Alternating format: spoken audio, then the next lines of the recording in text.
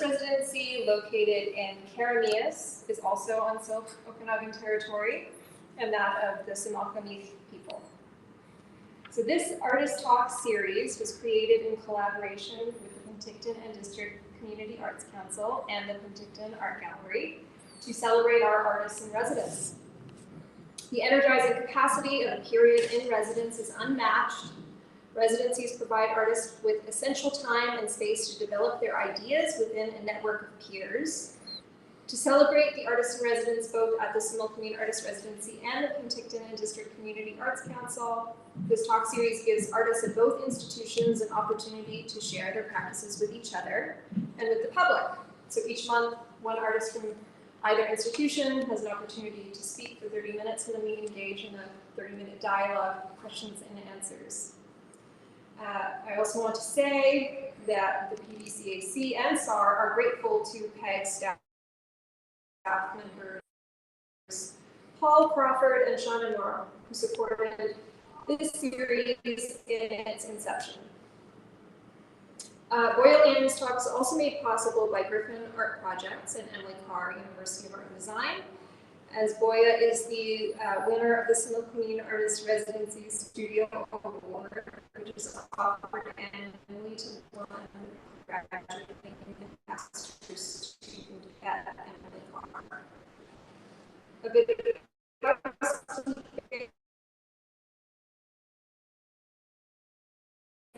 the Zoom chat during our question and answer period. So I'm thrilled to welcome Boya to speak. She has been in residence at SAR for almost 2 weeks now, and I have known, gotten to know Boya as a thoughtful and poetic and observant artist. Her practice investigates the creation of spaces for encountering uncertainty.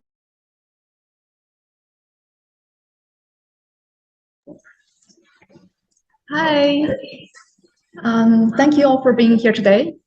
And my name is Boya, and I'd like to start with a brief self-introduction. Then I'll give you a brief overview of my journey, like how I got here today. And I'll start with some of my early works, then focus mainly on my thesis project. And finally, I'll share a little bit about what I'm working on here in the Similkameen residency. So first, I'm originally from Xi'an, China, and I did my undergrad in Wisconsin medicine, where I started filmmaking actually. And then after graduation, I moved to Shanghai for 2 years. And just 2 years ago, I decided to go for MFA at Emily Carr. So my life has always felt like migration, like moving between different environments. And each of these places has deeply influenced my practice. Over the years, I have worked across film, photography, installation, and moving image.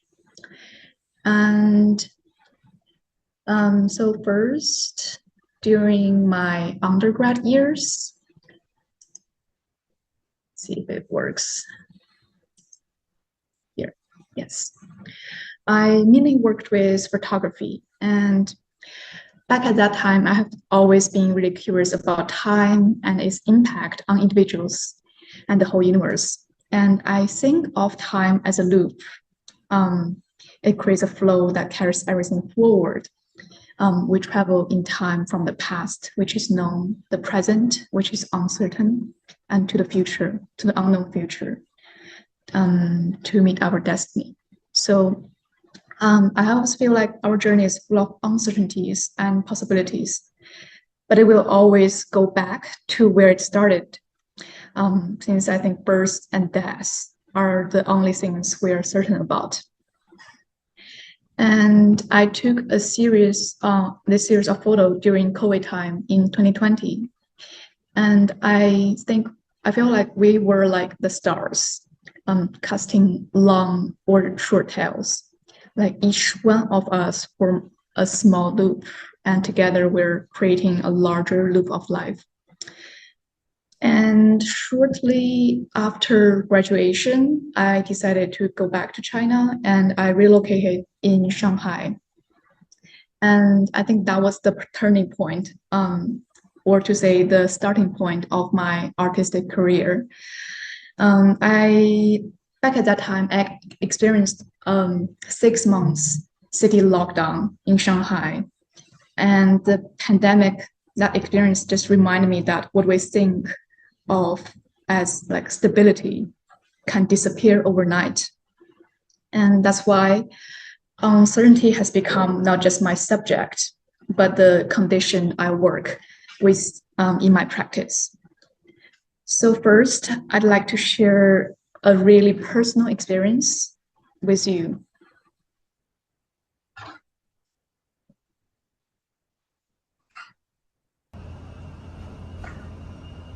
This was filmed at 1 a.m. on July 6, 2022 in Shanghai. I had just been taken from my apartment, put onto a bus, not knowing where I was going to be quarantined. The city outside was empty. The lights kept changing, but I had no control over where I was going to be taken. I was moving, but I was not going anywhere I choose. So that night, uncertainty was not just a concept for me, it was something I felt in my whole body. And for 2 weeks, I waited in a 20 square meter room, uncertain of when I would be released. When I finally returned home, everything remained untouched. Except for one thing. Back in my apartment, on the floor, there were dead flies, scattered everywhere. Well, I had counted days in artificial isolation. These creatures had enacted their entire existence within my walls. They had been born, lived, and died within those 2 weeks. While I remained suspended in time, life continued in my absence. So that was the moment I started thinking about uncertainty existence. This juxtaposition, my suspended time against their complete life circles, shifted how I understood uncertainty. I realized that uncertainty isn't something to overcome, but a fundamental condition of existence, constantly unfolding whether we witness it or not. And it was a starting point of my research and artistic practice. So during the same period in Shanghai, my first installation, named Stardust, and it was designed as an interactive piece. But because of the lockdown, no one could actually encounter it in person. So I edited a short video at its final form.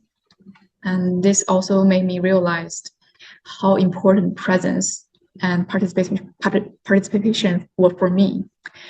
It also pushed me to think beyond the screen and more move into the medium of installation.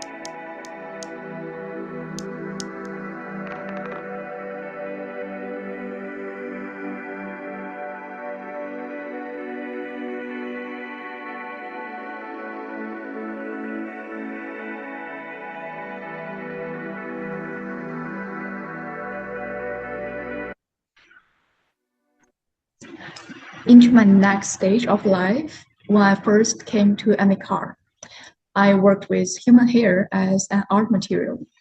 And because I feel like hair records all my experiences, all my time and emotions. And to me, hair embodies something between life and death. Once part of the body, yet detached and inert. Just like a plant on the body, like an organic entity with a detachable quality, distinguishing it from the sensory and the integral nature of the body's organs. And I have collected my own hair for a year as a way to reflect on memory, identity, and time. And moreover, I'm intrigued by the notion that hair can serve as a carrier of genetic information, a representation of our heritage and identity. How does our DNA woven into hair tell the story of who we are? And around the same time, I still couldn't let go of making videos, because which is the most familiar medium I know and the medium I'm comfortable to work with.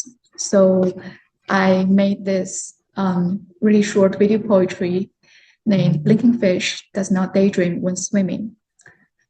It's a piece that reflects on the fleeting nature of life and our connection to the world around us. It's 4 minutes long, but I guess we could watch for 1 or 2 minutes, and I'll post the link to the chat if you want to watch the full version.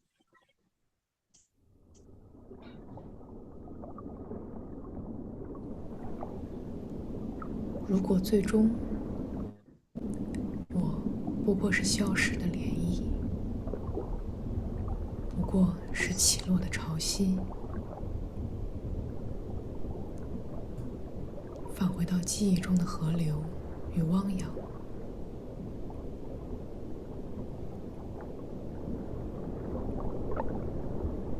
回到深渊，回到蔚蓝，我们为何前行？我们将涌向何方？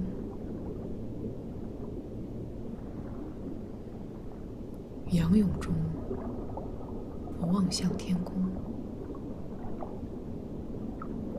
夜映着来自千万年前的粼粼波光，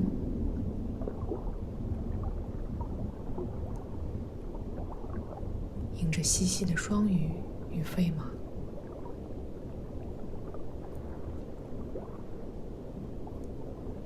夜深了，水睡了，鱼眨了眨眼，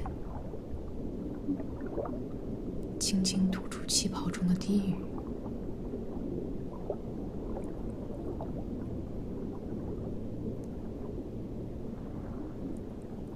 我们来自同一条河流，我们的脉搏相连。是喝下的水，我们是呼吸的空气，我们是吃下的鱼，我们来自同一条河流。Pause here, and basically it's inspired by a dream of becoming a goldfish, floating in the air, and the video kind of weaves together images of rivers, oceans, skies, and just a journey to the unknown future. And then, entering the midpoint of my MFA, we had the state of practice show. And so I was given this large 9 meters high tall space to put my work in. So I thought, like, what could I make to fully use this space? So I started my experience with cyanotype on sham paper. And this piece, Unfolding Cosmos in Self, was one of my first big explorations of Taoist philosophy through material. I was interested in the interconnectedness of all things, in impermanence, and in the idea of qi, the flow of energy that runs through the universe. And I worked with cyanotype on Xuan paper using my own hair to cast shadows during the exposure. And the results form patterns that looked almost like the cosmic web, with fragile lines connecting into something much larger than themselves. And when the scrolls were hung, the delicate Xuan paper like sway with the air. And so there's like light and shadows keep shifting. And for me, the movement echoed with the Taoist sense of flow and transformation, nothing fixed, everything in motion. And the piece became a quiet reminder of how the universe and the self are always entangled, always in flux. At the same time, I also experimented with incense for the first time. I created a small live incense installation alongside the cyanotypes. And during one of my critique, someone pointed out something I hadn't noticed. The smoke patterns of the burning incense looked very similar to the hair patterns on the scrolls. And that comment really stayed with me. It pushed me to continue working with incense more seriously. And that's where where the big part of my later practice began. And so all these materials I work with, like human hair, cyanotype, incense, they could physically record time. But over time, I realized that they are not just about capturing time, they're about embodying something in motion, something in transformation, impermanence, and the process mattered more than the result. So I became more interested in what was happening in the moment, how materials change, how air, breath, and chance shape them. And this is why I started using incense directly on Xuan paper. I wanted to let the burning process itself become the work. So here's an overview of my thesis project. Running through the length of each suspended sheet, there was a continuous burned line created by the application of incense. And below the suspended sheets, running parallel to the overhead perforations, there is a continuous line of ash on the floor. And my process begins by layering multiple sheets of Xuan paper together, and the overlapping layers allow for varied intensity in the burn marks, with the topmost sheet receiving the most direct exposure to heat, while the layers beneath absorb a more diffuse impression. And holding the incense stick at a consistent distance from the paper, I move slowly, allowing the heat to gradually perforate the surface. This creates a gradient of transformation. The topmost sheet with deeper and more defined burn marks, while the lower layers show more subtle and diffuse patterns. And this approach is guided by the Taoist principle of Wu-Wei, which often translated as effortless action or non-action. But it doesn't really mean doing nothing. Rather, it means letting things happen according to their own nature, without force. So when incense burns through paper, I do not dictate the outcome. The fire, the air, even my breath influence the process. Watching the burning process, I also started noticing something else. The incense doesn't disappear, it transforms. I'm witnessing entropy in action. Energy transforming, matter changing states. I recognize the thermodynamic principles as heat transfers through paper fibers. The solid incense stick turns to smoke. Smoke dissolves into air. What remains is ash. And this scientific perspective actually to me Growing up with both my parents being physicists, I learned to see the world through patterns of energy and matter. And I began to wonder if the burning incense is a small-scale expression of entropy, is time itself just another way energy moves? Is transformation the fundamental state of all things? And this is also where I started thinking my practice as a kind of speculative scientific methodology.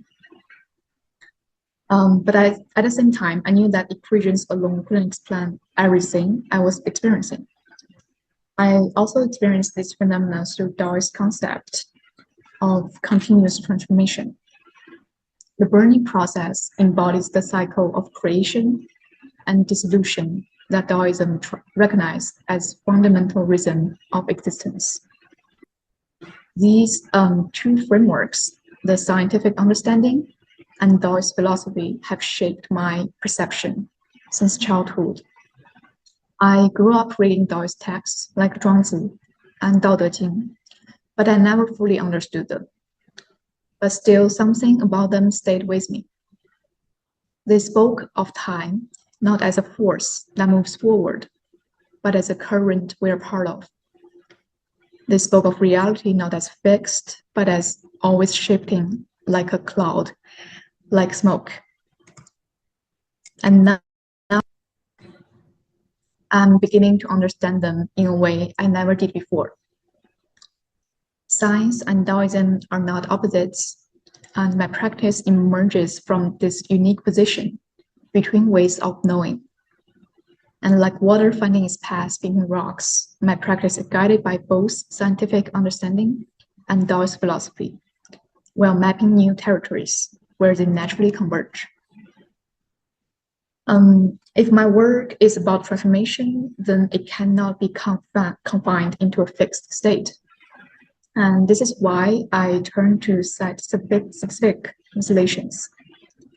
I wanted my work to be something that unfolds a moment in time and space, shaped by its surroundings, its conditions, and those who encounter it. So the time I spent making the work is translated into the time the viewer spends experiencing it. I choreograph the space with my work, shaping how the viewer's body moves through it. And my work stores the time of its making, but it is only fully realized when a viewer activates it. So when someone walks through my installation, their body like physically moves through the space, just as my incense moved across the paper. And each person brings their own duration, their own rhythm. The presence affects the space, just as the space affects them. And just like incense smoke, like breath, and like all things in motion, it exists only for a moment, then it dissolves.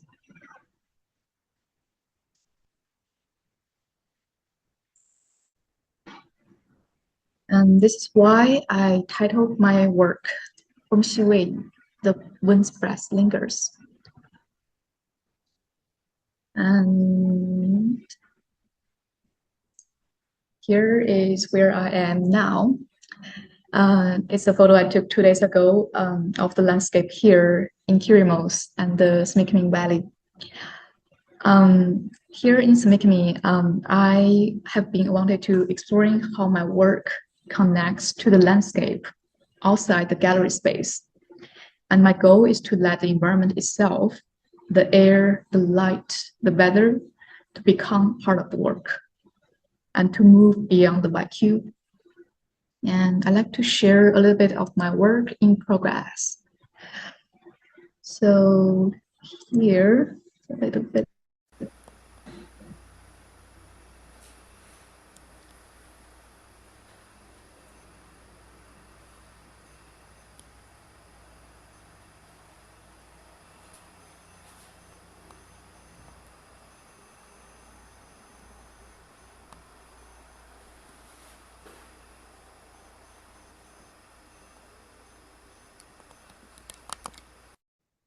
So you can see I'm playing more with light and shadow in this piece, and it becomes less minimal and less abstract compared to the previous work. And I collected some tree branches I found on near the residency house, and I noticed there are like beetle marks on it. So I use it to serve as a hanger for the paper. And I extended those marks on paper with my incense stick. You can see here. It's a fairly early stage of this piece. And thank you all for listening. And I'm really happy to be here today and open this up for more discussion together.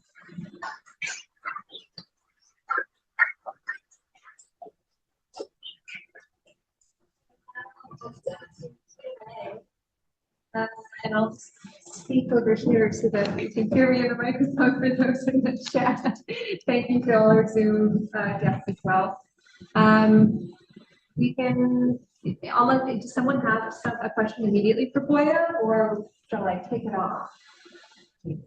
Should I kick it off? Okay, so my question, Boya, is I loved seeing all of the relationships between the materials that you have been using, including hair and the smoke. And I wonder with the incense, because the scent, the smell is such an important component of that, if you could speak to the sense of smell and how that might relate to time perception. Yes, yes.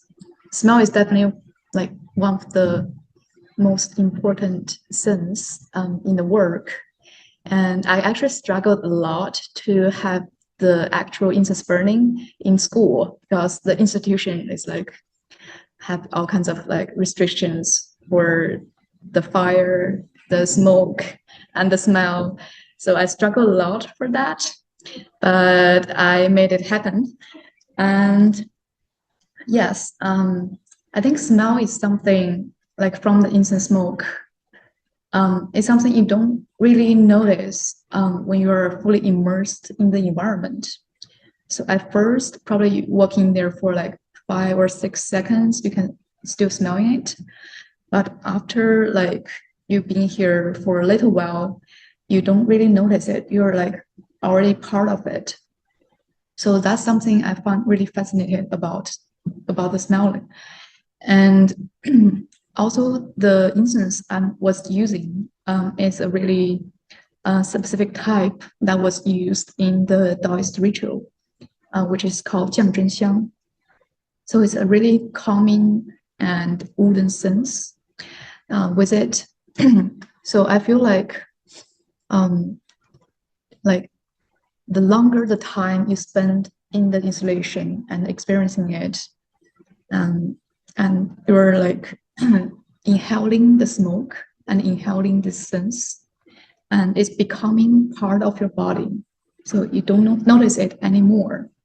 And it's really subtle and really unconscious a way of experiencing it, I think. Yeah. Thank you for the question. Yes.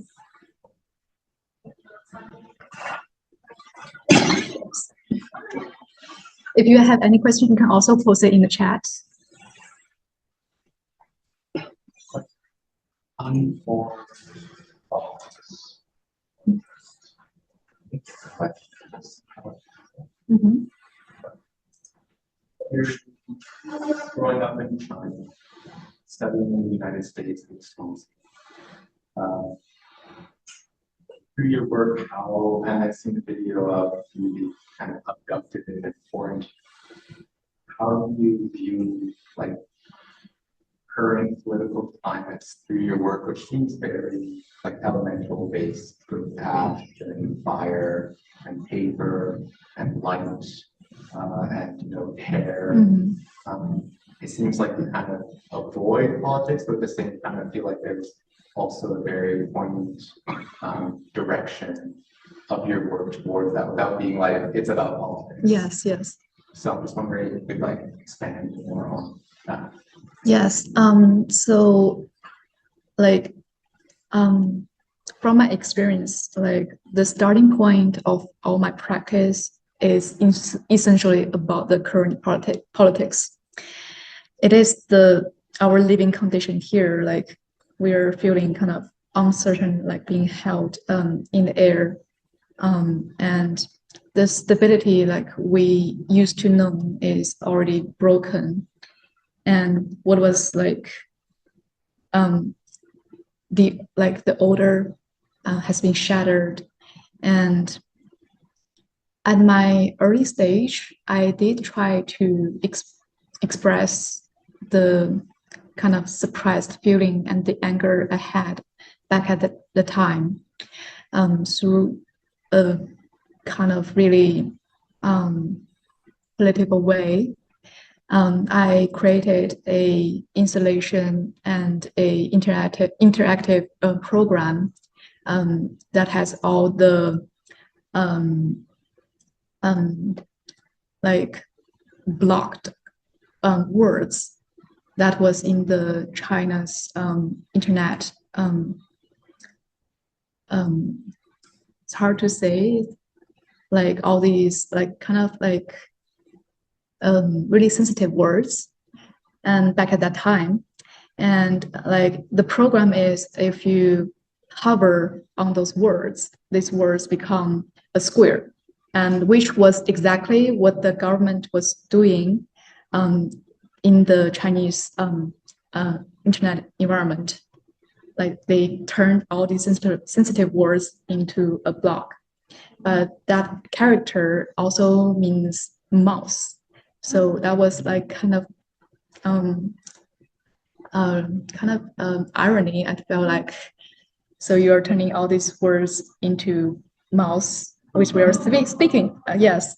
So back at that time, I did something really explicit. But over time, I feel like there's is always a fear of doing something explicit, and so I feel like maybe it doesn't have to be that explicit to say about the current politics. That's why I kind of turned away from it. But still, like the core of my practice is essentially about it, yes. So I feel like there could be other paths, there could be other medium could say the same thing about our current living condition, but without saying it out loud. And I also want to make something that's more universal for everyone to experience. So not just limited to one politics, like in one area. So that's why I kind of shift my practice into this direction. But thank you for the question. Mm-hmm. Yes. Oh, thank you for the question, May. That's a great question, and it's also very central to my methodology.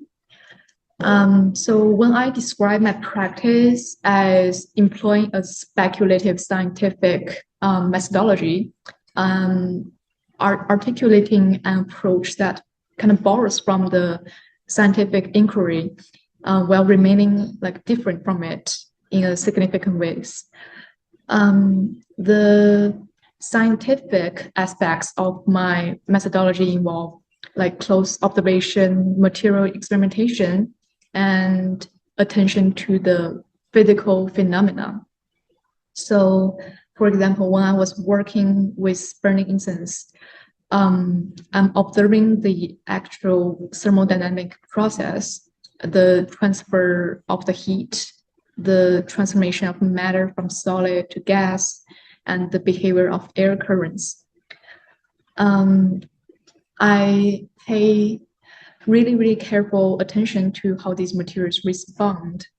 And so under different conditions, like the patterns, the variations, and so it's a systematic attention to the material behavior that shares something with the scientific observation part. But I feel like it's also different from the traditional scientific methodology. There's always the speculative dimension. So in conventional scientific practice, the experiments typically follows by hypothesis, and they're designed to test specific predictions from the theory or the theoretical frameworks. But my process kind of operates differently. I begin with material engagement, like burning incense, observing the smoke patterns, and documenting the ash accumulation, and then explore what conceptual connections these process might suggest. So rather than seeking something to prove these hypotheses, I'm creating conditions that these material can reveal their properties and then inform my conceptual understanding. And I don't think this is quantitative. It's more qualitative and experiential. And it develops from the material engagement rather than the series. Also, I feel the scientific, the speculative dimension allows me to draw more connections between the seemingly disparate domains, connecting the thermodynamic principles with Dawes concept of transformation, also quantum physics with traditional understanding of qi. So yes, thank you for the question, and that's my position about my methodology as a speculative science.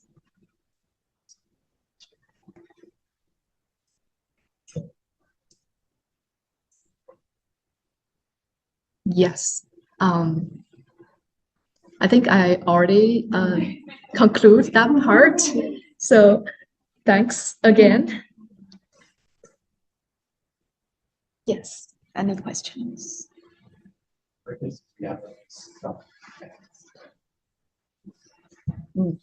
That's a tough one. I don't think there's a clear boundary between reality and fantasy. Sometimes I feel when I was working, I enter a realm of my subconscious. So I was holding the incense stick and burning that straight line. Sometimes I enter a state of flow, and I wasn't sure what exactly was on my mind, but I was just following the patterns of the smoke, following my breath, and following the nature, and also responding to the environment. So in that kind of mind of state, I felt maybe I was captured in a fantasy, but also, yes, my body is still in reality. There was letting go of control in my body, but there was also I was building a condition for me, allowing me to enter in that state of you said fantasy or kind of uncertainty or possibility. I think those words are fundamental to me, to my practice. So short answer is there's no clear boundary. Yes.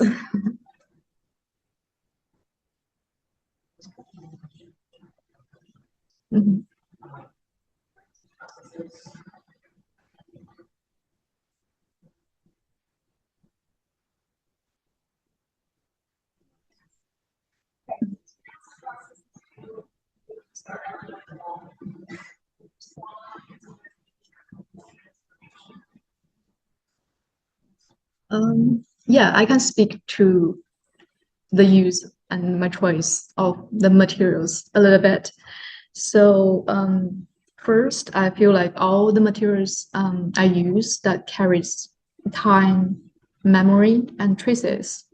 And yes, transformation is important to its nature.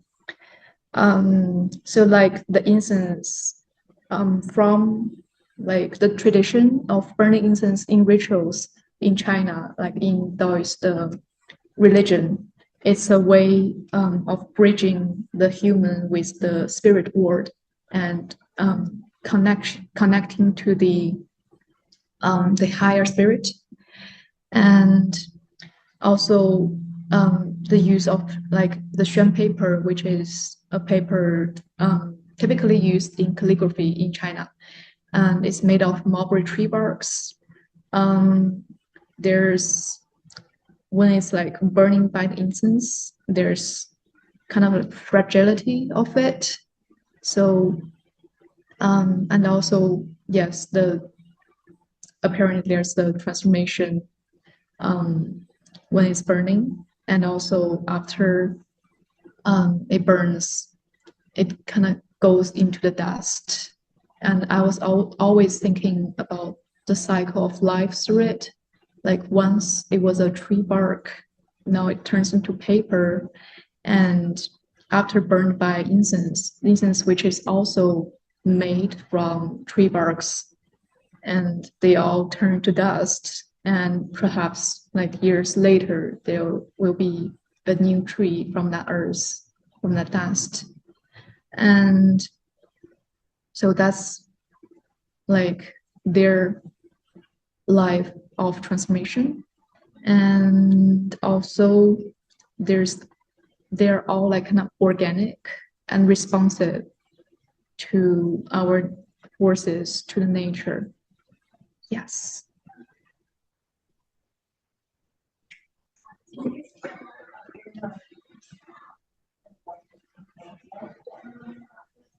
Of the materials used, or many of them are conventional, and yeah, I'm so curious about like the early stages of your idea generating. Like, what do you do to like let yourself think those thoughts? Or I don't know. Yeah.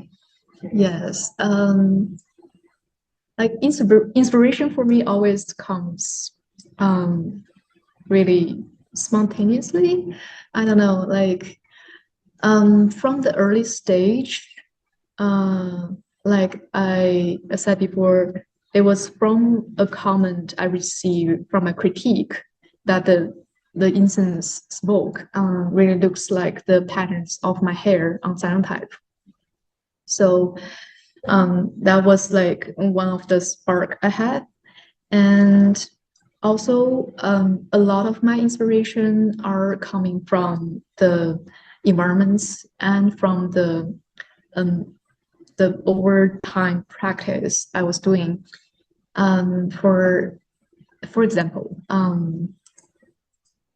so this work, I don't know if you could tell from this picture, it does resembles the landscape we're at right now. There are like clouds, mountains, rivers, tree roots, rivers, and it does resemble, like remind me a lot of things. So that's one of them. And also I feel like the process of making is essential for me to generate more thoughts. So I think during the process, like over time, like practicing the incense burning like over and over again, it became more and more familiar with the material. And after it wasn't like exactly about the controlling of part of it, but more about like giving the material kind of agency to let it speak for themselves.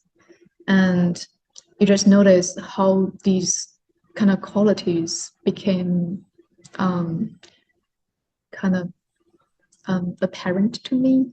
And I feel like I wasn't just using those materials, I was collaborating with them and letting them to speak their own language.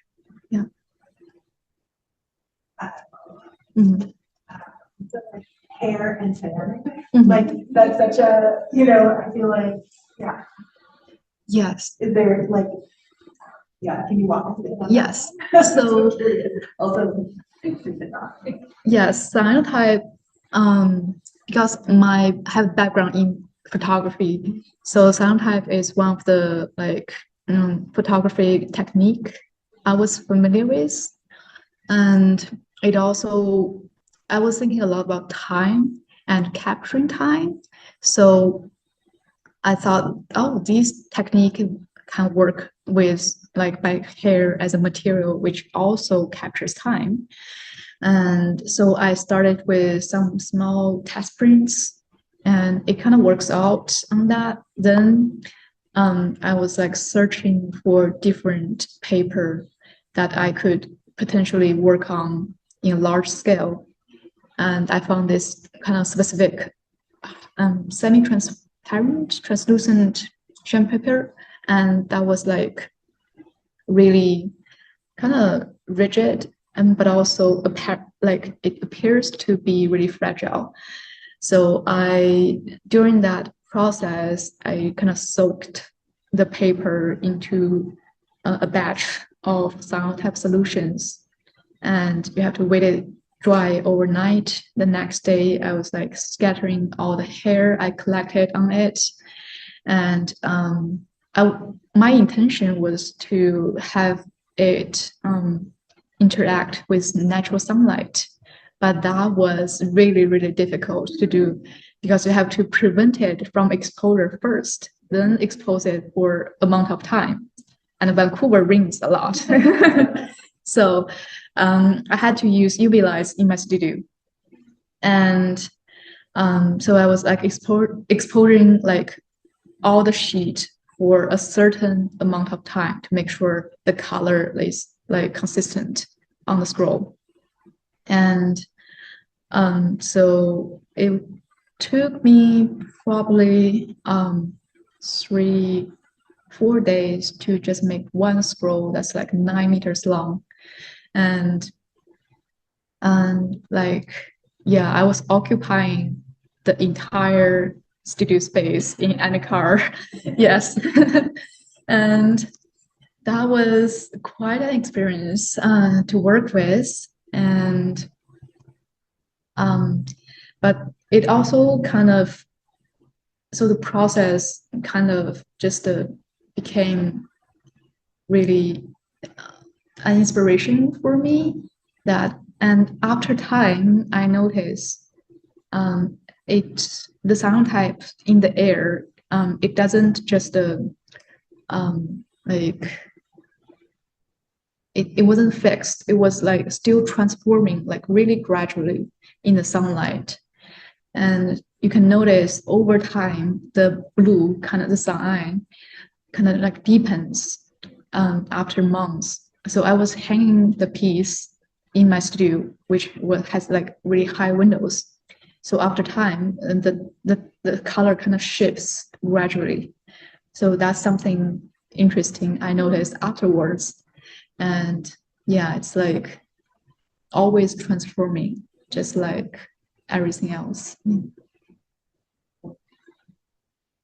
It's like you give voice to these materials inspired by that otherwise might thought be voiceless, Mhm. and create portraits based on time as you're making time. Would you call yourself a time-based artist? Yes, Yeah. definitely.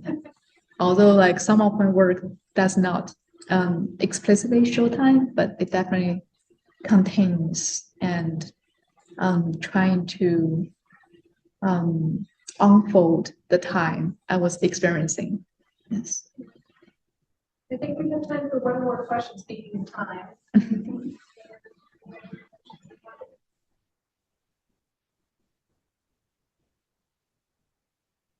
Well, thank you. Thank you.